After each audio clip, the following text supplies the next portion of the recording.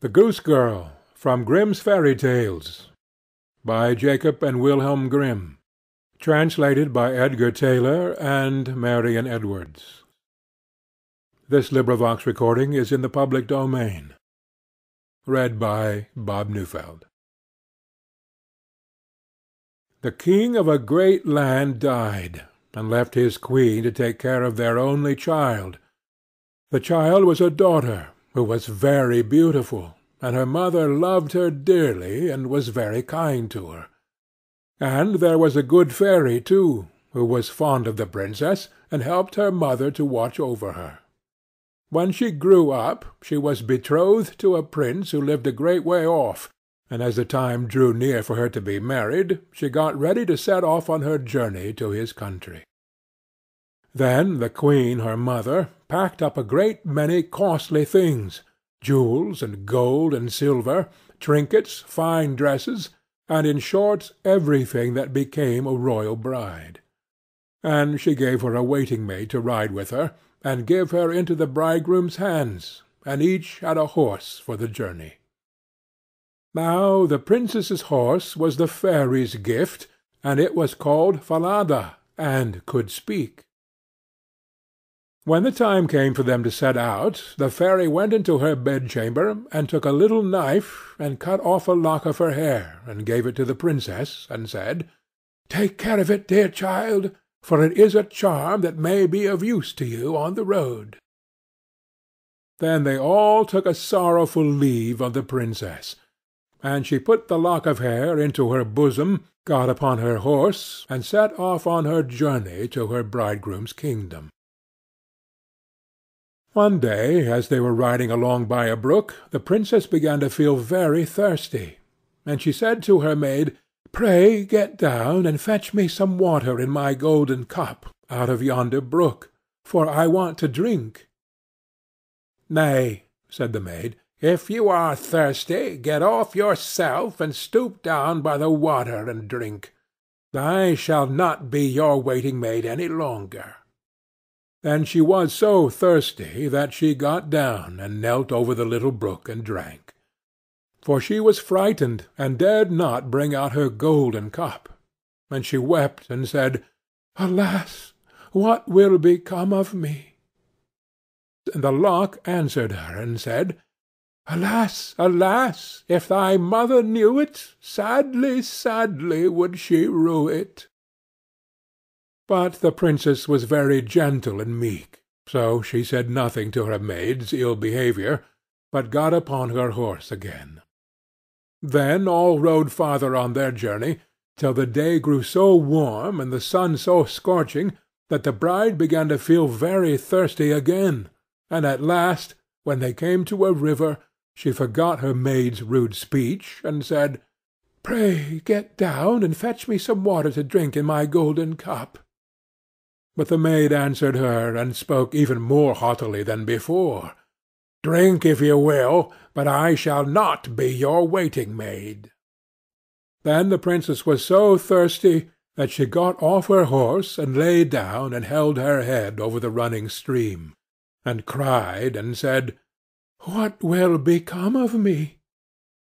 And the lock of hair answered her again, "Alas, alas! If thy mother knew it, sadly, sadly would she rue it." And as she leaned down to drink, the lock of hair fell from her bosom, and floated away with the water. Now she was so frightened that she did not see it, but her maid saw it, and was very glad, for she knew the charm, and she saw that the poor bride would be in her power now that she had lost the hair. So when the bride had done drinking, and would have got upon Falada again, the maid said, "I shall ride upon Falada, and you may have my horse instead." So she was forced to give up her horse, and soon afterwards to take off her royal clothes, and put on her maid's shabby ones. At last, as they drew near the end of their journey, this treacherous servant threatened to kill her mistress if she ever told any one what had happened. But Falada saw it all, and marked it well. Then the waiting-maid got upon Falada, and the real bride rode upon the other horse, and they went on in this way till at last they came to the royal court. There was great joy at their coming, and the prince flew to meet them, and lifted the maid from her horse, thinking she was the one who was to be his wife, and she was led upstairs to the royal chamber. But the true princess was told to stay in the court below. Now the old king happened just then to have nothing else to do, so he amused himself by sitting at his kitchen window, looking at what was going on, and he saw her in the courtyard. As she looked very pretty, and too delicate for a waiting-maid, he went up into the royal chamber to ask the bride who it was she had brought with her, that was thus left standing in the court below. "I brought her with me for the sake of her company on the road," said she. "Pray give the girl some work to do, that she may not be idle."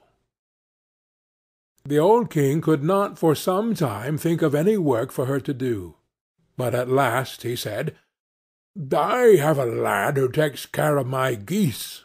She may go and help him." Now the name of this lad, that the real bride was to help in watching the king's geese, was Curdken. "Dear husband, pray do me one piece of kindness." "That I will," said the prince. "Then tell one of your slaughterers to cut off the head of the horse I rode upon, for it is very unruly, and plagued me sadly on the road." But the truth was, she was very much afraid lest Falada should some day or other speak, and tell all she had done to the princess. She carried her point, and the faithful Falada was killed.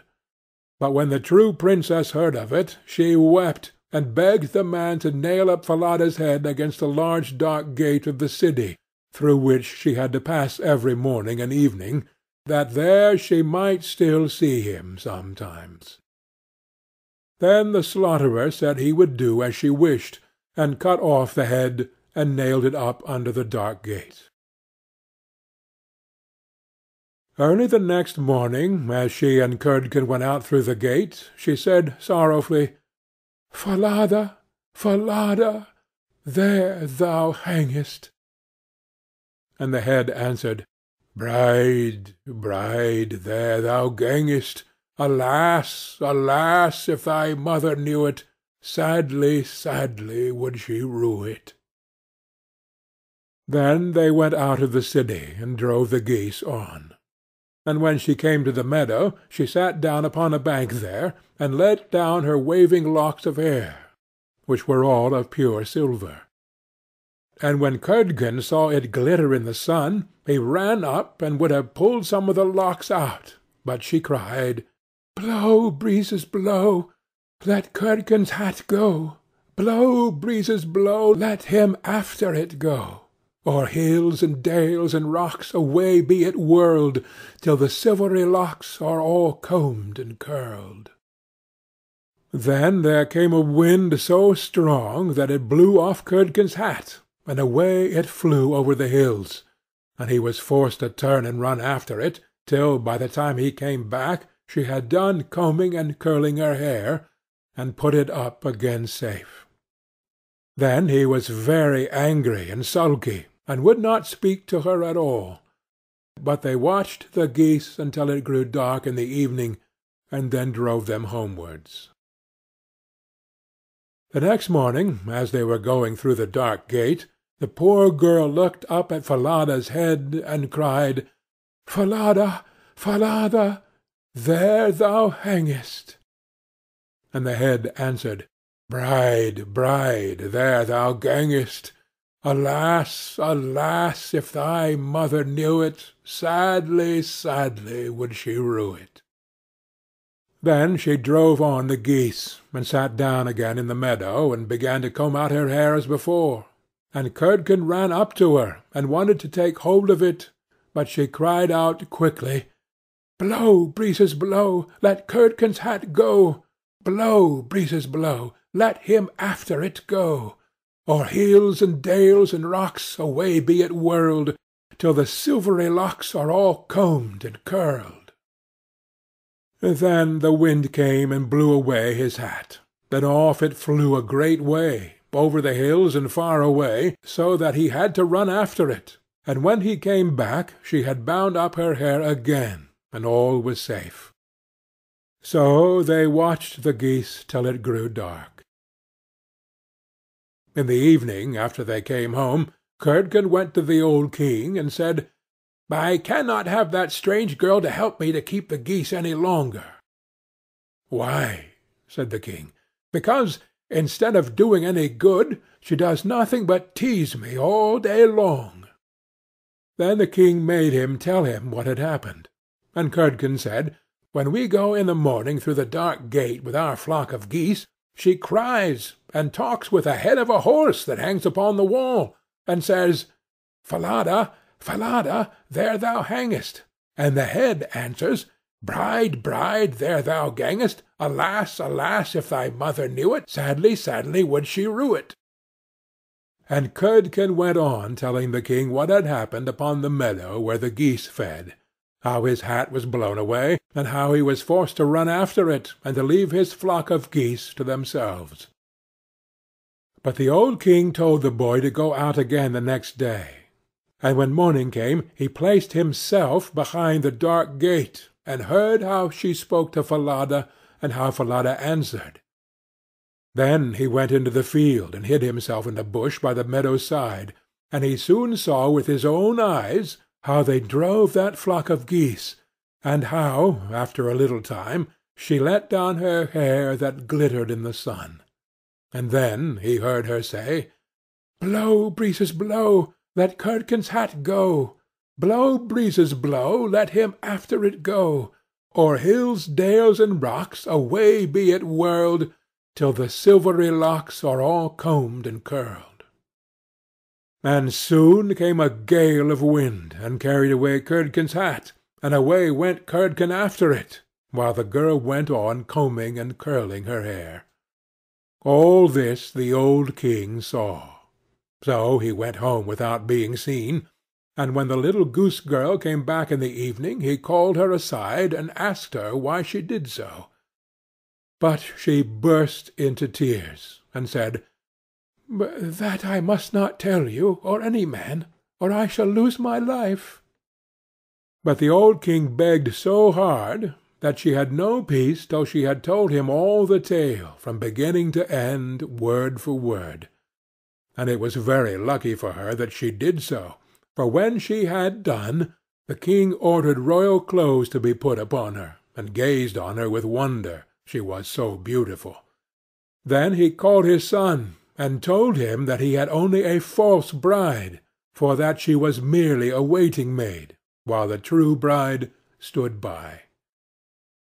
And the young man rejoiced when he saw her beauty, and heard how meek and patient she had been. And without saying anything to the false bride, the king ordered a great feast to be got ready for all his court. The bridegroom sat at the top, with the false princess on one side, and the true one on the other. But nobody knew her again, for her beauty was quite dazzling to their eyes, and she did not seem at all like the little goose girl, now that she had her brilliant dress on. When they had eaten and drank, and were very merry, the old king said he would tell them a tale. So he began, and told all the story of the princess, as if it was one that he had once heard, and he asked the true waiting-maid what she thought ought to be done to any one who would behave thus. "Nothing better," said this false bride, "than that she would be thrown into the cask stuck round with sharp nails, and that 2 white horses should be put to it, and should drag it from street to street till she was dead."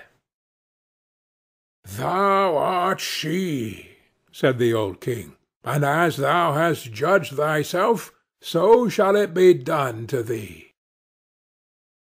And the young king was then married to his true wife, and they reigned over the kingdom in peace and happiness all their lives, and the good fairy came to see them, and restored the faithful Falada to life again.